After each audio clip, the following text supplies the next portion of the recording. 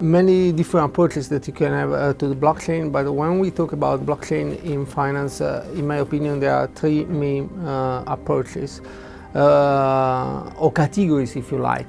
First of all, there are the consortia that are a group of companies that get together with a distributed ledger like R2 that is structuring a platform that is applied by the all members of the consortium. Then there are the private and then the public blockchain. The private blockchains are like JP Morgan, which created, in fact, they first created a consortium and then they created their own blockchain, the JP coin. And then there is the public blockchain, which is effectively the Bitcoin, Ethereum, or you name it. There are so many. Now, what is essential to notice is that together with this categorization of blockchain, there are the permission blockchain and the permissionless blockchain. And also the approach nowadays in the business section, there is a tendency towards more and more towards the private blockchains. In my opinion, this is a way to get funding from the group of banks, for instance, that are interested in developing their own blockchain, but at the same time they don't want to release their data on the public blockchain. So this is, in the short term, the most efficient way of developing blockchain. But in the long term, in my opinion, the best is the public blockchains like Bitcoins, Ethereums, and all the others. Because this is where there is a totally decentralization of the blockchain, and there is no one that is actually managing. It is amazing to notice that finance that is supposedly considered one of the most dynamic sectors in the world is really, to some extent, it has an archaeological approach. The whole bond issuance process is full of some mechanical or some physical steps that is it is really against what's happening in the market. T+2 means that you do the transaction today, but the settlement is in 2 days. T+2 minutes is you do the transaction today plus 2 seconds, and you do the settlements right away. There is an immediate change of ownership. This is going to change entirely the way finance is developed. The bond market is the biggest market in finance. Imagine if you apply this blockchain approach to the bond market, you would have immediately a cut down in costs of issuance of bonds, reduction, of course, of personnel involved, an increase in efficiency. In Singapore, they've done it. Once you graduated, your title goes into the blockchain.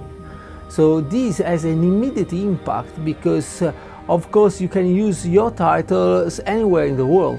Now, in Europe, there are many companies that are trying to do that, French companies, Italian companies, and that has an impact because, of course, this is a huge market. As soon as the European Commission gives an input to recognize the certification of the diplomas on the blockchain, the owner of the company that does it will become a millionaire. Tokenization is an amazing process. There are two main positive points and one negative point. In the old days, I used to be a financial analyst in the city of London for 20 years, so I followed the international financial markets quite well. In the old days, there was this monopoly of the accredited investors. If I'm a big player in the market, I go to the company, I say, I subscribe your issuance, and the company, what does it do? It gives me at a discount before going into the market. So as soon as the issue goes into the market, there's an appreciation, and sometimes the bad guys sell.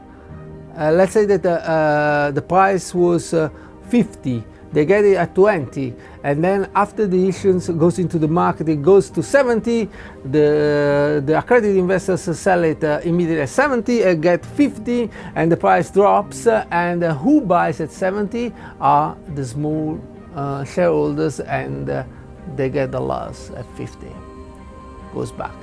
So this whole dynamics is defined by the traditional way of doing finance because of this definition, accredited investors.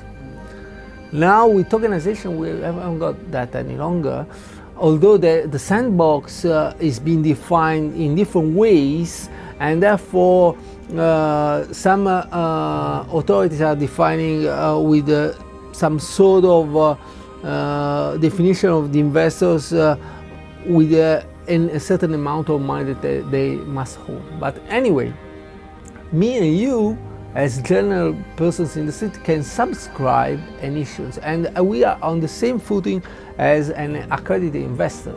So there is not such a unequal position, but at the same time there is a negative impact of tokenization. Why? Because an accredited investor has got a team of 20, 30 analysts that analyze the company and look at long-term prospects of the company. While me and you, we can just buy it. In fact, I got experience in evaluating companies, but a general person in the city may just subscribe it, and it might be a scam. So this is a very important impact of tokenization.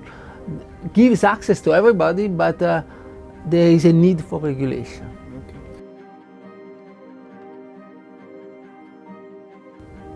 To give you a free piece of advice, the essence of blockchain is smart contracts. We are going, and this is a tendency that I 100% agree, from a generalized ledger to a specialized ledger. That is exactly what it should be like, because the definition of the architecture of smart contracts is essential.